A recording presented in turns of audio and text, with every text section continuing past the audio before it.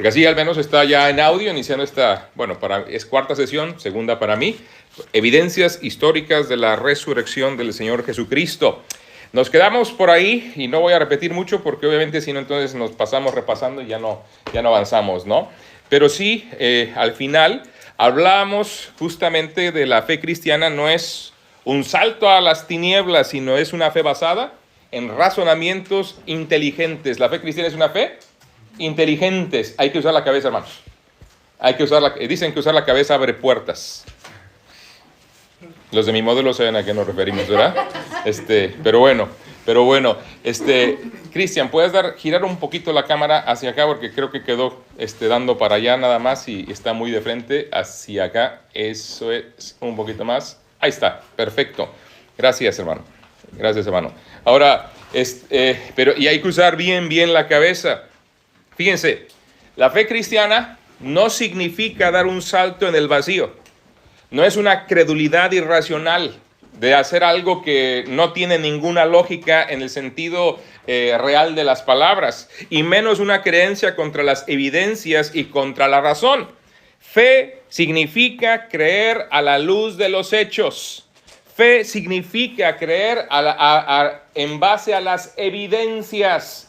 Nadie cree, cuando es verdadera fe, nadie cree sin haber sabido algo, haber tenido algo de información. Romanos 10:17 lo sabemos de memoria y a veces no se nos pasa por completo todas las implicaciones. Así que la fe es por el oír y el oír por la palabra de Dios. O sea, hay una evidencia. La Biblia no es un libro de tratados religiosos, es historia pura. Dios nos narra cómo iniciaron todas las cosas. Historia. No es un mito. Adán fue hecho del polvo. Eva fue sacada de su costilla. No es una alegoría, es un hecho que Dios nos narra. El tiempo que se llevó a hacer todas las cosas. Miles de millones de años. No, 6 días. Y el séptimo descansó. Concretamente, sencillamente, es que no lo puedo creer. Bueno, es tu problema. Sencillamente. Es tu problema, porque la resurrección selló diciendo eso es verdad tal cual está escrito. ¿Estemos de acuerdo? ¿O no lo estemos? Vas a enfrentar el juicio de Dios, vas a enfrentar la realidad de Dios y no tu opinión. No es que los maestros de ciencias en el bachillerato, en la universidad me dijeron otra cosa. Bueno, ¿quieres creerle a los maestros o quieres creerle a Dios? Esa es mi pregunta. Y Dios nos deja evidencias históricas, como hemos estado hablando. Ahora, todo esto que les acabo de decir no es algo que mi cabeza no me da para decirlo de tal manera. Le he citado al señor George Eldon Ladd, doctor en historia directamente. Ahora, por eso, apelemos sí a conocer, apelamos sí a tener evidencia. Siempre me gusta poner un ejemplo en este sentido en torno a lo que es la fe. La fe verdadera, para que sea fe, requiere de 3 sencillos elementos. Primero que nada, el asunto está en que nosotros tenemos que tener el conocimiento, saber de algo. El conocimiento, luego el asentimiento y luego la aprobación. 3 elementos. Saber de algo. Yo sé que una silla de estas características y más cuando es nueva. ¿Sabían que estamos estrenando sillas aquí en Ayerdi? Nos tocó el privilegio de estrenar sillas, ¿verdad? Aquellas están buenas, pero estas están mejores. En el sentido de comodidad nada más, porque cumplen su función naturalmente. Y si hicieran falta, las que están en el rincón no están castigadas, están ahí de reserva por si se requieren para otra cosa. Pero yo sé que una silla de estas características es capaz de darme descanso. ¿Sabes tú eso? Conocimiento. Tu conocimiento tiene que ver con ver la estructura, ver la solidez y hasta el confort, ¿verdad? Que algunos chicos de Toledo están diciendo qué cómodas, ¿verdad, Rubén? Qué cómodas están comparadas con las que tenemos. Ya se acabó las que tenemos y quiere nuevas. Eso es todo lo que quiere, ¿no? Pero bueno, ahí está el asunto. Sabemos eso. Ahora, una vez que tienes el elemento de conocimiento, entra el proceso de aceptación o de estar de acuerdo con este hecho. Pues sí, una silla sí me puede dar descanso. Ya entonces asiento con esa verdad. Y sabes que en torno a la fe en Jesucristo, casi todo el mundo está ahí. Todo el mundo sabe que Jesús es el Salvador. Aquí en España, pregúntale al promedio. ¿A qué vino Jesús a este mundo? A morir por nosotros. ¿Sí están conmigo, verdad? Estas son las mañanitas. Ya despierten, chicos, pero vamos. Sí sabemos eso. Le dices, ¿y qué hizo el Señor? ¿Por qué murió el Señor? Pues para pagar por nuestros pecados. ¿Estás de acuerdo? ¿Crees en esto? Sí, claro que estoy de acuerdo. Y todo el mundo está ahí. Pero le falta el tercer elemento para que sea fe. Conocimiento, asentimiento y apropiación. Yo puedo estar aquí 2 horas de pie, 3 horas, 5 horas, 20 horas, decir qué cansado estoy. Esta silla me puede dar descanso y sé que lo puede hacer y me quedo de pie. ¿Me está sirviendo de algo la silla? ¿Qué tengo que hacer para que me dé descanso? Sencillamente, mis 90 y algo de kilos, toda mi humanidad, ponerlo sobre esta silla. Y hasta miren, levanto los pies. Y me está sosteniendo. Y me da descanso. Estoy apropiándome del hecho de lo que digo creer. Lo estoy haciendo de verdad mío. Ahora es mi fe. Yo estoy descansando en esta silla. Nadie puede decir que Cristo es su Salvador si no ha depositado su confianza en Él. Nadie puede decir que cree en Jesucristo de verdad si no está seguro que irá al cielo cuando muera, porque entonces no le has creído. Has aceptado el hecho que Él murió por tus pecados. Estás de acuerdo con que lo hizo, pero no has apropiado el hecho histórico que cuando derramó su sangre lo hizo por ti y se levantó de la tumba para demostrar que lo que hizo es suficiente para darte perdón. ¿Te das cuenta? Eso es fe inteligente. Y Dios por eso nos deja en su palabra historia. Cuando llegaron los hijos de Dios, la nación de Israel, al río Jordán, y los sacerdotes empezaron, ¿se acuerdan qué pasó cuando empezaron a meterse al río Jordán?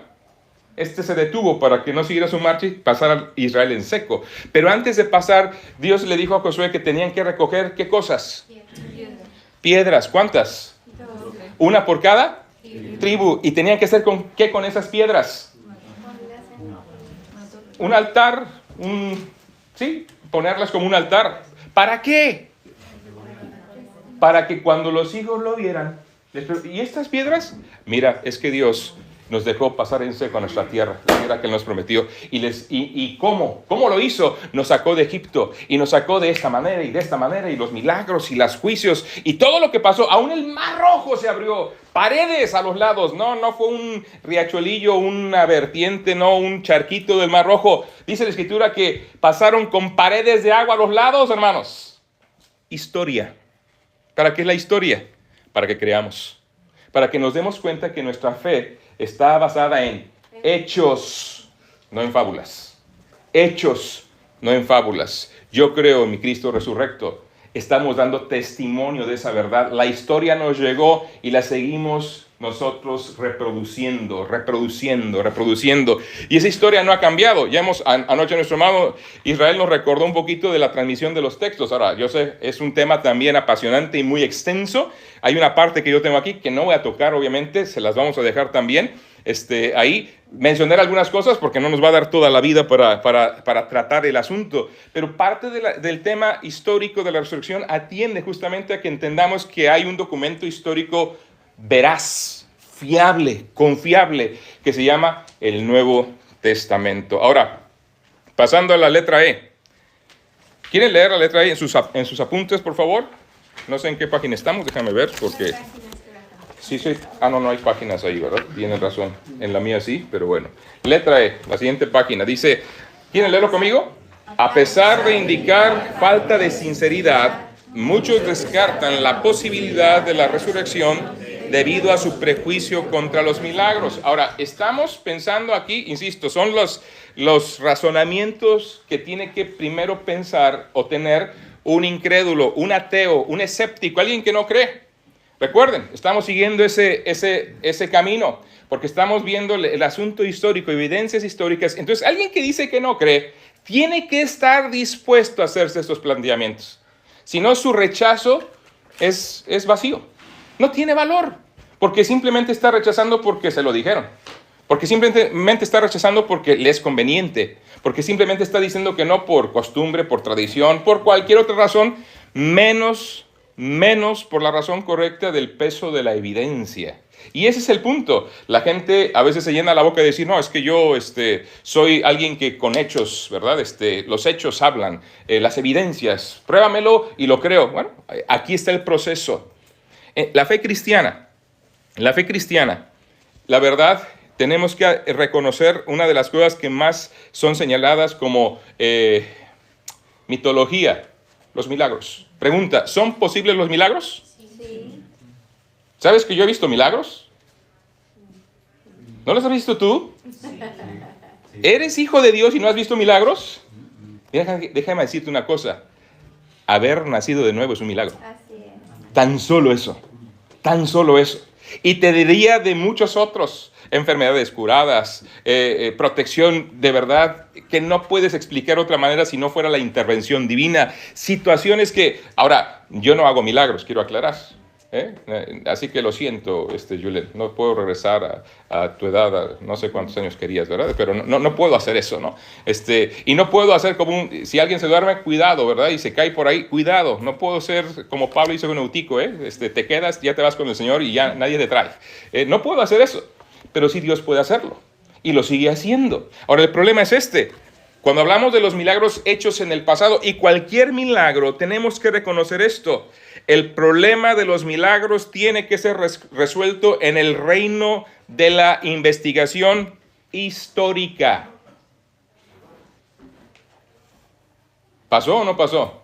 ¿Qué evidencias hay? ¿Qué testigos hay? ¿Quién lo dice? ¿Cuándo lo dice? ¿Cómo lo dice? ¿Lo presenció o no lo presenció? ¿Qué están diciendo? ¿Es congruente?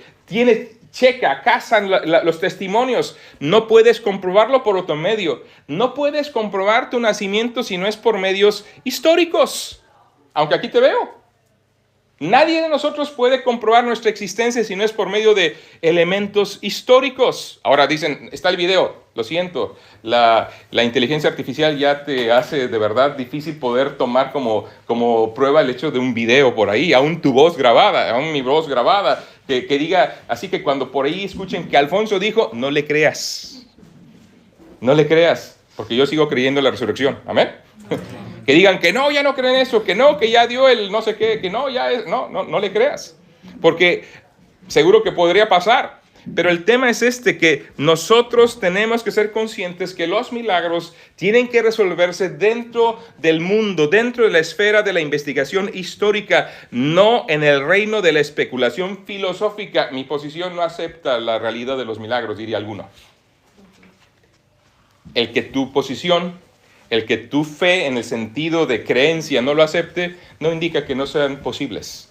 Y si uno no está abierto a investigarlos de manera histórica, ¿sabes qué? Pues entonces estamos perdiendo el tiempo, literalmente. Y no por ser rudo con la persona, hay que seguir orando por una persona así, pero hay que reconocer una realidad. El simple hecho de que tú no aceptes los milagros porque tú no los aceptas, no indica o no hace que no hayan ocurrido nunca. Y claro, la resurrección del Señor es un tremendo milagro. Tan es un milagro que, como vimos en el punto previo, estábamos hablando que es el sello y garantía de todo lo que tiene que ver con el cristianismo.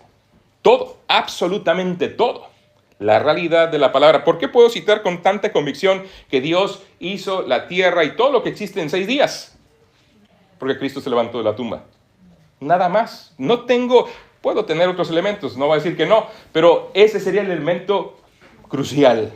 Si eso no lo pudiéramos tener en cuenta y repasar y tener elementos, sinceramente todo lo demás se viene abajo. Ahora, avancemos, porque el tiempo es breve.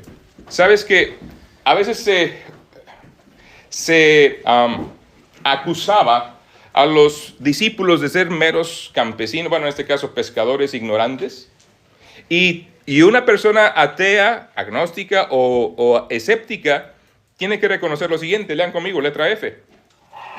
Los seguidores de Cristo no eran ignorantes. Sabían cuál era la diferencia entre hechos y fábulas y lo dejaron bien claro ellos también.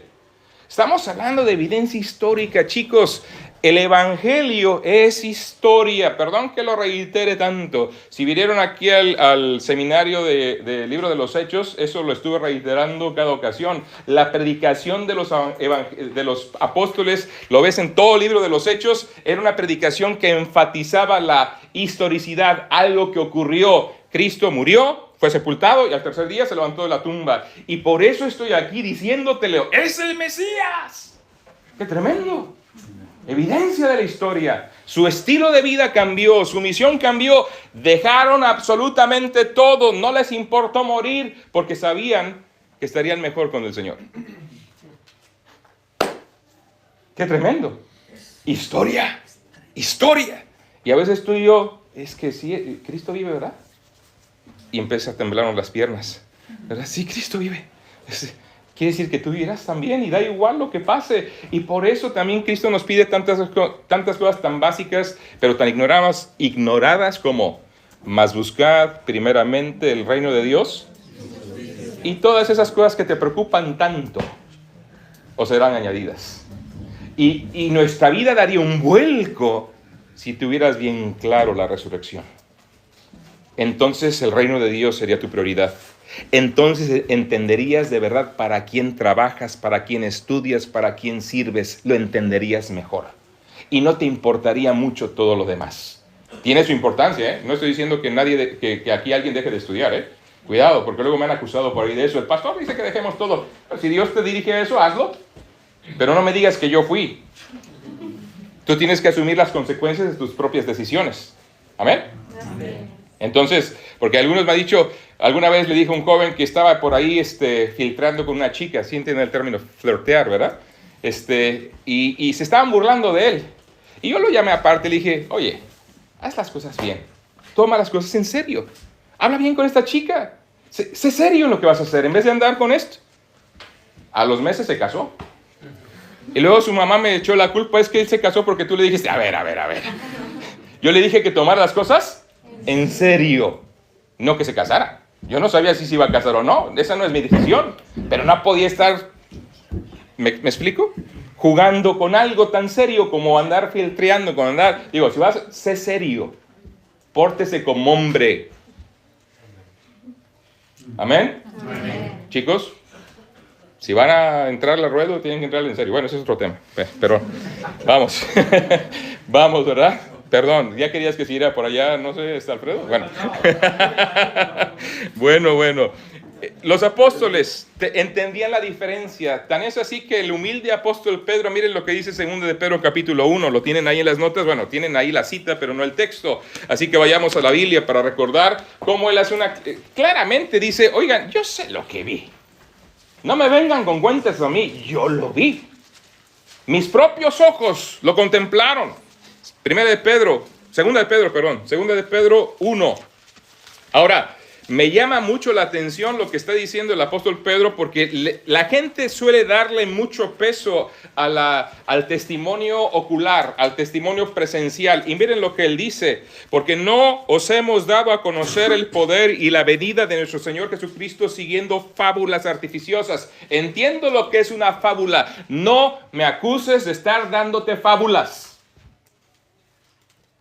sino como habiendo visto con nuestros propios ojos su majestad. Y luego explica cuando lo vio en la transfiguración en el monte. Pero ¿sabes qué me llama más la atención? Versículo 19. ¿Cómo inicia? 2 palabras. Tenemos también. O sea, aparte de la experiencia de haberlo visto, visual, presencial, tenemos también la palabra profética más segura. ¿Más segura que qué? Que nuestra experiencia sensorial. Más segura que nada. La Biblia, el libro de Dios, más cortante que toda espada de 2 filos, es mucho más confiable que mi experiencia. El diablo me puede engañar. ¿Sí o no? Y si te descuidas, cuidado. Se presenta como ángel de luz. Pero entonces, ¿qué tengo que hacer? La Escritura, ¿qué dice la Biblia? Y entonces sé la verdad. Y así el diablo no se sale con la suya. Pero Pedro estaba manifestando esto con claridad por el testimonio que estaba él brindando de lo que había sido su experiencia directa con el Señor. Lo vimos. Y por eso estoy dispuesto a morir por eso. ¿Estarías tú dispuesto a morir por una mentira? Yo que los iba a animar a que murieran por una mentira. Qué barbaridad. Cómo me han decepcionado ahora, ¿verdad? No, ¿quién estaría dispuesto a morir por una mentira? Ellos lo vieron, ellos lo vivieron, ellos lo palparon y dijeron, da igual lo que nos pase, tenemos lo más grande y queremos que la gente también lo tenga. Así que si nos rechazan, si nos matan, allá ellos, pero haremos el intento. ¿Lo estás haciendo tú? Es que aquí en Europa la gente, pues da igual, se están perdiendo. ¿Y qué estamos haciendo nosotros? Bueno, viene la predicación evangelística, perdón. Entonces, vemos eso. Veamos primera Timoteo 1:4 también. Primera Timoteo, capítulo 1, versículo 4. Pablo advirtiendo de estas cosas a su alumno, a su hijo en la fe, su amado hijo en la fe, Timoteo. Primera a Timoteo, capítulo 1, versículo 4. ¿Están ahí? Por favor, ayúdenme a leerlo. Perdón, yo no he llegado. Primera Timoteo, aquí está, 1:4. ¿Están? Bueno, versículo 3 y 4, para coger un poquito el contexto. Dice: como te rogué que te quedases en Éfeso cuando fui a Macedonia, para que mandases a algunos que no enseñen diferente doctrina, ni presten atención a fábulas y genealogías interminables que acarrean disputas más bien que edificación de Dios, que es por fe. Así te encargo ahora. Pablo entendía claramente lo que era una fábula. Y ¿sabes qué? Vas a enseñar lo que es la verdad. Hay más pasajes, después los pueden estar revisando ustedes directamente, pero algo que me llama mucho la atención en torno a las evidencias que hay en la Escritura, también de lo que había estado aconteciendo con tanto los apóstoles, sobre todo en el momento de la resurrección del Señor Jesucristo. ¿Se acuerdan que Tomás es reconocido como el discípulo incrédulo, el creyente incrédulo, ¿verdad? Hemos de suponer que había asistido a la mejor universidad de su tiempo y cuando le dijeron, el Señor Jesús ha resucitado, dijo, miren, no es común que las personas resuciten, según lo que he estudiado en la Universidad Principal y Primada de Jerusalén. Preferiría tener un poco más de evidencia para poder creer en esta fábula que ustedes me vienen contando. Y enfatizó, a menos que yo pueda ver sus manos, la marca de los clavos, y ponga mi dedo en el lugar de los clavos, y luego mi mano en su costado, entonces no creeré. ¿Por qué? Porque mi alto intelecto, que ha crecido tanto por mis grandes estudios, me demandan evidencias palpables. Así que llegó el Señor Jesús y dijo, Tomás, mete aquí tu dedo. Toma tu mano y métela a mi costado. Y no seas incrédulo, sino creyente. Evidencia. Evidencia. ¿Quieres pruebas? ¿Y qué hizo Tomás en respuesta? Se posta ante el Señor y dice, Señor mío y Dios mío, no basta, no requiero más, con esto es suficiente. ¿Qué va a ser suficiente para ti? Y ellos nos dan su testimonio, ellos entregan su vida, ellos mueren por mantener este mensaje vivo, transmitirlo. Y mira, hicieron su trabajo. 2000 años después, aquí estamos. Aquí estamos, nosotros también. Letra G. Lean conmigo, por favor. Dice, el método científico no puede ser usado en la investigación de la resurrección porque los sucesos de la historia no se pueden repetir en presencia de los investigadores. Ahora, siempre está el mote, ¿no? Yo no puedo creer nada que no sea probado científicamente. Entonces, ¿no crees que existió Napoleón? Es imposible comprobar su existencia a través del método científico. Es más, no puedes comprobar la existencia de tu abuelo si ya falleció. Es más, aún estando vivo, no puedes. A través del método científico, no se puede. ¿Por qué? Sencillamente, miren, el método científico es incapaz por varias cosas. Primero, el método científico se basa en la observación. ¿Qué quiere decir? La prueba científica se basa en mostrar que algo que es un hecho se repite el acontecimiento una y otra vez en base de los investigadores para ver qué pasa exactamente en qué situación. ¿Cuántas veces tú tuviste que nacer para poder corroborar que tú existes? ¿Alguien puede hacerte nacer 20,000 veces para ver cómo fue tu nacimiento y corroborar tu existencia? Es un hecho irrepetible. Ni tu nacimiento se puede comprobar por el método científico. No se puede. El tuyo. Que el ser humano nazca como nacemos, sí, porque ahí tenemos millones y millones de evidencias, pero que tu nacimiento haya acontecido, no lo puedes demostrar científicamente. Porque para hacerlo tendrías que nacer tantas veces como fuera necesario para que puedan corroborar tu nacimiento, el tuyo. ¿Me explico? ¿Sí les queda claro o no? Podríamos ir un poquito más atrás y pensar en otras cosas, pero sencillamente pensemos 2, 3 generaciones atrás, señor Henry Ford. ¿Saben quién fue el señor Henry Ford? ¿Sí? ¿Quién fue? Pues los vehículos llevan su apellido, ¿verdad? Y fue el primero, no solamente que hizo el modelo T, sino que hizo la industrialización, o más bien la producción en serie, ¿no? Y otras cosas. Y que, bueno, trajo la bondad gloriosa de que el ser humano pudiera usar un vehículo automotor, ¿verdad? Los varones nos gusta eso, ¿no? Y que suene el motor cuando... Bueno, ahí está. Ahora, nadie puede comprobar científicamente su existencia. Nadie. Porque nadie puede observar su nacimiento una y otra. No podemos volver al momento en el cual él nació. Puede parecer tonto esto que le estoy diciendo, pero si vamos a ser científicos, tenemos que utilizar el método científico de manera congruente y correcta, de acuerdo a lo que se requiere. Se hacen observaciones, se sacan datos, se comprueban hipótesis empíricamente. El método científico se refiere a la observación repetida, a la medición de fenómenos y a la experimentación.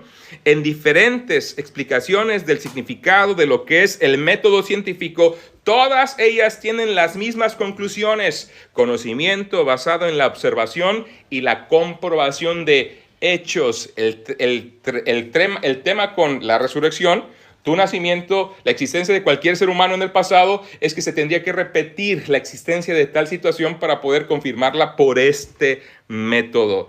Podríamos hablar más largo, pero les dejo eso. Estará en las notas toda la extensión de lo que explicamos en torno a ello. Es que la ciencia tiene limitaciones, chicos. Pensamos, cuando alguien nos habla de la todopoderosa ciencia, nos damos cuenta que realmente no es todopoderosa. Tiene muchas hipótesis y está bien. Es la forma en la que hemos encontrado y descubierto muchas cosas, pero no podemos pensar que absolutamente todo tiene que ser comprobado científicamente. El valor de la ciencia es poder recoger datos de la observación continua de las pruebas y de las hipótesis. Por tanto, el método moderno científico es aplicable solo a los hechos o sucesos que se pueden repetir continuamente, no a aquellos que son únicos. Punto. Y avanzamos. ¿Está claro? ¿Alguna pregunta, chicos? Porque a lo mejor yo voy corriendo. Déjenme cojo aire. Muy bien. Letra H. ¿Qué dice? Ayúdame a leerlo. Hay que aplicar el examen de la resurrección de Jesucristo, el mismo criterio que se aplica a todos los demás sucesos de la historia, los criterios históricos. Ya algo nos mencionaba el hermano Israel en su ponencia en torno a los documentos históricos, porque básicamente es lo mismo. Es curioso cómo el ser humano no quiere aplicar la misma regla a los documentos históricos del Nuevo Testamento que le aplica a los documentos de Platón, de Cicerón. ¿Por qué? Que no le conviene. Porque la evidencia a favor del Nuevo Testamento, resumido en una palabra, es aplastante. Deja en ridículo a cualquier documento antiguo utilizando sus mismas normas. O sea, no son las nuestras. No van a pensar, bueno, eso es lo que los creyentes dicen. Estamos hablando de justamente los exámenes, los criterios que aplican para verificar la autenticidad de cualquier documento histórico. Cualquiera. Por ejemplo, tiene que haber 3 elementos. Se los digo nada más, no los vamos a repasar todos porque entonces aquí nos pasamos la noche. Número 1, suficiente evidencia. Tiene que haber suficiente evidencia para animarse a investigar. Oye, ¿de qué está tratando este asunto? Y hay mucho en torno a la Escritura. Pero una vez que ves que hay suficiente evidencia, tienes que aproximarte a ella con un enfoque adecuado. O sea, tenemos que construir la historia a partir de los hechos, no a partir del prejuicio.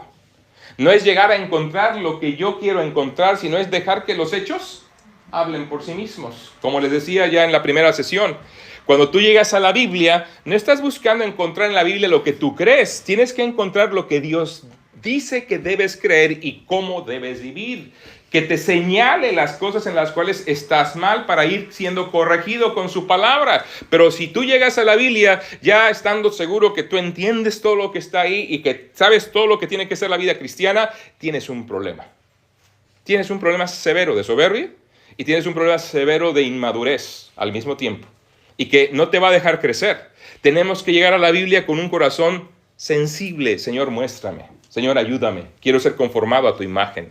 Quiero ser lo que tú quieres que yo sea. Enséñame. Quiero creer lo que tú dices que debo creer y seguirte. ¿Le has dicho eso al Señor? ¿Llegas a la Biblia con esa actitud? Bueno, deberíamos de. Desde luego, no es un libro de mera historia, es una historia viva que transforma vidas, por cierto. Ahora, por eso, hablando de la historia en general, tenemos que darle justamente ese enfoque. No llegar con prejuicios, sino llegar con la mente abierta en el sentido de, vamos a ver qué dicen los hechos, cuáles son las evidencias. Y por último, hay que tener una actitud crítica. Cuando hablamos de los planteamientos, de los criterios para examinar documentos históricos, una actitud crítica, o sea, no me lo voy a tragar todo así nada más como así. O sea, si voy a plantearme cosas, tengo que hacer varias cosas, examinar los testigos, a ver, ¿quiénes dicen? ¿Quiénes son estos individuos? ¿De qué vivían? ¿Qué hicieron? ¿Dónde estuvieron? Número 2, tengo que, por ejemplo, hablando de lo que estamos hablando, verificar la muerte por crucifixión. ¿Sabes que no había mucha información en torno a la muerte, históricamente hablando, de la muerte por crucifixión? Entonces, si hablamos de una resurrección del Señor Jesús, sabemos que de acuerdo a los escritos del Nuevo Testamento, Él fue muerto fue ajusticiado por el método de la crucifixión, de acuerdo a la narrativa. Entonces, me gustaría saber de qué va eso, porque para que alguien resucite tiene que estar muerto, ¿no?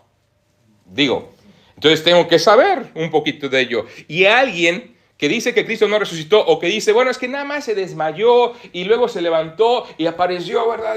Ya resucité. Pues no, como que no da una impresión muy gloriosa, ¿no? Una persona que sale todo porque fue golpeado brutalmente, tiene que ver con estudiar, verificar lo que es la muerte por crucifixión. Todo lo que implica la persona que ha sufrido ese tipo de castigo. Y entonces, darme cuenta si es viable que una persona se haya nada más desmayado, se haya realmente muerto, etcétera. Repasar los procedimientos de la sepultura judía. Evidencias históricas, hermanos. Porque cuando uno piensa en que Cristo fue sepultado de acuerdo a la costumbre judía, te das cuenta que para que resucite, para que salga de esta mortaja, créeme, iba a ser complicado. Si era nada más que se desmayó, la mortaja lo hubiera matado. Sencillamente. La mortaja. No les voy a explicar más porque ahí está. Habría que confirmar los informes de que Jesús estaba vivo el tercer día y la tumba que estaba vacía. Había que ver. Bueno, ¿Cristo resucitó? Bueno, no lo creo, sí lo creo, pero vamos a confirmarlo, ¿no? ¿Quiénes lo dijeron? ¿Cuándo lo dijeron? ¿Cómo lo dijeron? ¿Qué explicaciones hay al respecto? Dicen que estaba vivo y que la tumba estaba vacía. ¿Es congruente? ¿Te lo has preguntado? Hay gente que dice, bueno, es que yo no creo en esas cosas. No puedes decir entonces si ocurrió o no ocurrió. Y por último, luego sería apropiado considerar todas las explicaciones posibles de los datos anteriores. O sea, ¿qué tipo de testigos son? ¿Son fiables? ¿No son fiables? O sea, todo lo posible. Sí, es crítico. Son fiables, sabían percibir la realidad de la mentira, velos, estaban condicionados a hacer algo. O sea, el fiscal está buscando detalles ahí, ¿no? Para decir, bueno, si es verdad o no es verdad. Y es que a veces no somos críticos con nadie. Ah, eso te funciona, a mí me funciona, está bien, viva la paz. No, señor, sé crítico, sé crítico. Tenemos que cambiar nuestra manera de conducirnos y por eso, de alguna forma, le digo, bueno, el que cree que somos producto de la nada, digo, válgame, se requiere fe para eso, ¿no crees? Imagínate miles de millones de milagros para que por casualidad surgiera la vida. Y luego miles de millones de milagros para que prosperara. Y luego miles de millones de milagros para que llegara a ser la maravilla que somos como seres vivos. Eres una maravilla viviente, ¿sabías? Tremendo. Y dicen ellos, la casualidad te creó. Bendita casualidad, ¿no creen? Se requiere mucho más fe para creer eso que para creer la narrativa bíblica en el asunto de que hay un diseño inteligente y un ser poderoso, superpoderoso, todopoderoso para ser lo que somos hoy. Se requiere mucho más fe a aquello. Y te das cuenta, a veces no somos críticos con esas cosas. No, es que estábamos todos en un punto que no era más grande que mi dedo pulgar. Y en ese punto estaba toda la materia del universo. ¡Wow! ¡Qué milagro! Y luego, no sé de dónde obtuvo energía, pero empezó a girar. Y una velocidad impresionante. Y de repente, ¡pam! Big Bang.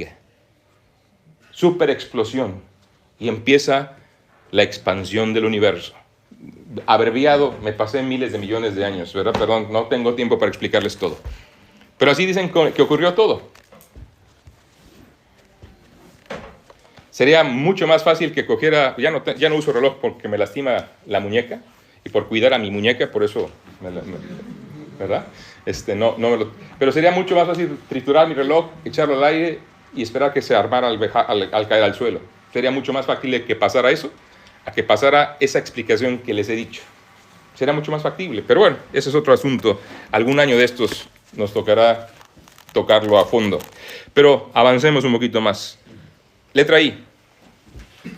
Ayúdeme a leerlo, por favor. ¿Qué dice, hermanos?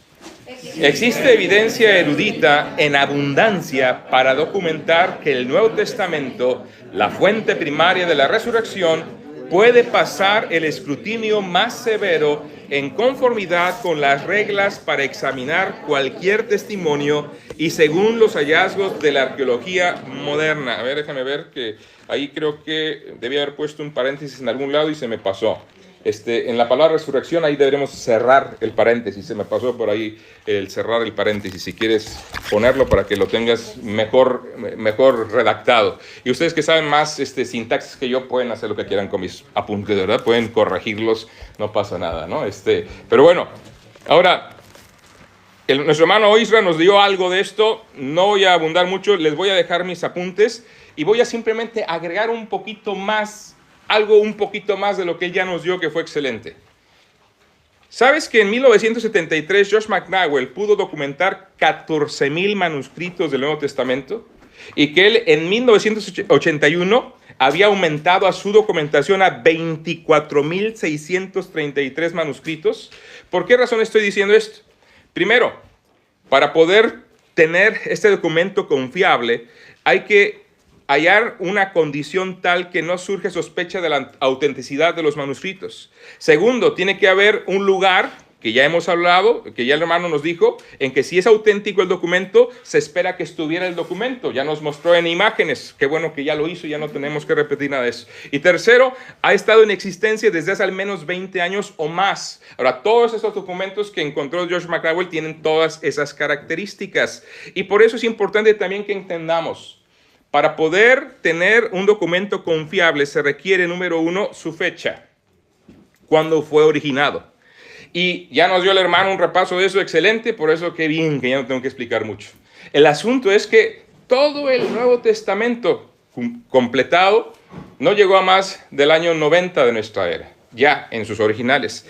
Y sus copias no datan más allá del año 130 de nuestra era, entre 130 y 150, dejando, como él nos lo dijo, como 60 años nada más de margen entre lo sucedido y la primera copia, de la que tenemos constancia. Evidentemente hubo más, porque las iglesias se pasaban las copias de los apóstoles porque todos querían un pedazo de la palabra de Dios. Y ya lo hicieron por instrucción, inclusive de una manera indirecta, cuando Pablo dijo que la carta que yo les di a ustedes, colosenses, que sea leída en la Odisea, y la de la Odisea, que se las pasen. Y empezó esa costumbre, y de ahí viene realmente el origen de lo que llamamos hoy texto recibido, porque la iglesia empezó a compartirse los textos. Llegamos a llamarle texto recibido por todo lo que pasó y por toda la aceptación generalizada. Por eso también es conocido como el texto mayoritario, porque la mayoría de los grupos evangélicos verdaderos que seguían a Cristo usaban esas copias.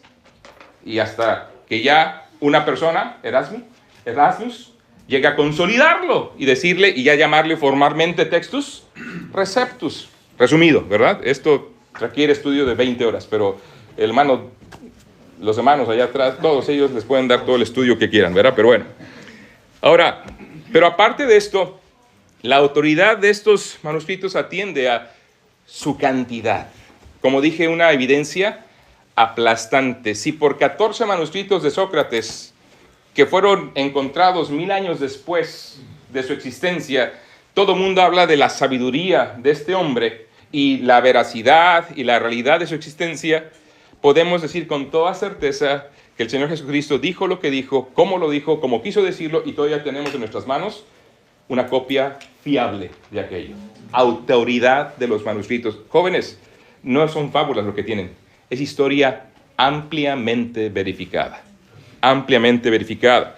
Y aparte, como decía, hubo un corto plazo de tiempo. Lo primero es que los descubrimientos de manuscritos y la investigación histórica subsiguiente muestran que el elemento tiempo entre los sucesos de la vida de Cristo y la consignación de los mismos escrita no era suficiente para que afectara su exactitud. O sea, era muy pronto para que pusieran detalles errados. Aparte de eso, está el asunto de los testigos presenciales.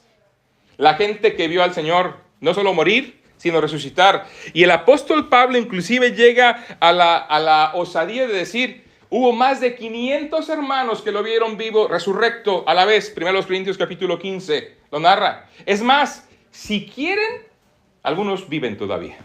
En otras palabras, llámenlos para que vean que el testimonio histórico es contundente. Eso es evidencia. Chicos, no nos dejemos engañar, no nos dejemos amedrentar, y no, como les dije, no por rivalizar, porque tenemos que tener mansedumbre. No queremos ganar un argumento, queremos sembrar el evangelio, pero tienes que tener firmeza en lo que crees. Tienes que saber que lo que crees es claro, es fiable y que no hay un ápice de duda en tu corazón. Cristo dijo lo que quiso decir e hizo lo que la Biblia registra que hizo. Murió, fue sepultado y resucitó al tercer día, para que tuviéramos esperanza directamente. Y hubo más de 500 hermanos que al mismo tiempo lo vieron vivo y que estaban dispuestos a dar testimonio de esa realidad. Estaban dispuestos a morir por esa verdad. Ahora, testigos presenciales hostiles. ¿Sabes quién fue el principal testigo presencial hostil? Uno de sus más grandes seguidores después, el apóstol Pablo. El apóstol Pablo. Lee el libro de los Hechos. 3 ocasiones defiende de una manera clara su testimonio de haber sido encontrado por el Señor de manera física, viable, y estuvo dispuesto a vivir y a morir por ello. Entonces, démonos cuenta de esa realidad. Tenemos testigos oculares que, al ser hostiles, iban en contra, porque Pablo iba matando cristianos, vamos a decirlo así, persiguiendo cristianos. Y en el camino dijo: hey Pablo, ¿qué pasa contigo, Saulo? ¿Por qué me persigues? Te va a ser muy duro enfrentarte contra mí. Dura cosa te es dar cosas contra el aguijón. Y Saulo en ese momento: ¿quién eres, Señor? Yo soy Jesús. Cuando escucho esas palabras, yo no me imagino la voz del Señor, pero me la imagino torrencial. Yo soy Jesús, a quien tú persigues. Su mecha. Perdón. Mexicanismo, ¿verdad? Expresión de mucha asombro y temor. Se le escurrían las rodillas, se le golpeaba una con otra y cayó al suelo. ¿Qué quieres que haga? Y no me cabe duda que esa fue la pregunta que dirigió el resto de su vida. ¿Qué quieres que haga, Señor? ¿Qué quieres que haga? ¿Qué quieres? ¿Y ahora qué sigue? ¿Y ahora qué sigue? No es suficiente, Señor. Quiero hacer más. ¿Y ahora qué sigue? ¿Qué le preguntas tú al Señor? Bueno, es otra predicación. Pero bueno, él y otros que podemos revisar. Pero ¿sabes que también en esta evidencia histórica, en este asunto del documento de fiable, la confirmación de la arqueología ha sido también un contribuyente muy especial? Elementos, hay muchos. Les dejaremos esto, está aquí, lo tengo, miren, son 2 páginas que tengo escritas. Obviamente no tenemos tiempo para verlo y estamos terminando esta sesión, pero simplemente quiero terminar diciéndoles lo siguiente. Hay inscripciones que nos hablan, por ejemplo, no se sabía nada, muchas personas creían que Pilato no existía, que era parte de la mitología. ¿Sabes que realmente la arqueología moderna es la que ha descubierto el hecho de que Pilato sí existió? Porque encontraron una placa en 1960 y algo. Ahorita por aquí tengo el dato, pero estoy hablando de lo que me acuerdo y ya tendrán los apuntes completos. Y que obviamente una inscripción donde hacía referencia directamente a él, y que la arqueología confirma la realidad histórica del Nuevo Testamento y de lo que ocurrió en torno a los juicios que el Señor tuvo que enfrentar cuando fue crucificado. nada más por darles una probadita. Hay mucho más, pero el tiempo se me ha acabado. Ahora, en la última sección o sesión que veremos Dios mediante mañana, dices, ¿cómo veremos todo el resto que tiene aquí, pastor? Pues no tengo la más remota idea, pero será un milagro del Señor. Pero hay dos cosas que están ahí nada más y yo te ruego que los tengas en mente. Le titulé medidas cautelares. O sea, uno tiene que ser consciente y es prácticamente ir por cada uno de los elementos que tenemos que ser críticos. ¿De verdad Cristo murió? ¿Cómo fue sepultado? ¿Qué evidencias hay de su resurrección? ¿Quiénes lo atestiguaron? Y que nos demos cuenta que hay elementos científicos, inclusive ahí sí, para poder corroborar entre la arqueología, la historia y que nos muestran lo que pasa con una persona sometida al flagelo que Cristo sufrió. Hay evidencia histórica de ello y doctores han analizado personas que hubieran sufrido eso, qué les hubiera pasado físicamente, para dejarnos evidencia clara de que es imposible que una persona hubiera aparecido glorioso, 3 días después de haber sufrido esa paliza y esa crucifixión que el Señor sufrió. Y más adelante también tenemos que ser conscientes de una realidad. Hay evidencias circunstanciales. Una de ellas aquí está. Millones, y como el hermano nos decía hace rato, millones de personas hemos profesado a Cristo como nuestro Salvador. Y es por Él que nos congregamos hoy. Es una evidencia circunstancial. ¿Qué otro suceso puedes decir que tuvo ese mismo impacto en la historia del hombre? Ninguno. Solo Él, que es el autor de la historia, pudo haber repercutido en la historia de la manera que lo ha hecho. Creemos en Cristo vivo. Sirvamos a Cristo vivo. Vamos a orar, hermanos. Señor, te doy las gracias por tu bondad. Gracias por sabernos en el verdadero. Sabernos en aquel que ha hecho las cosas como dijo. Y saber, Señor, que estamos seguros en tu palabra. Te pido que tú nos ayudes a confiarte. A que no dejemos que nos muevan fácilmente de nuestra fe, sino que nos afiancemos profundamente en ella.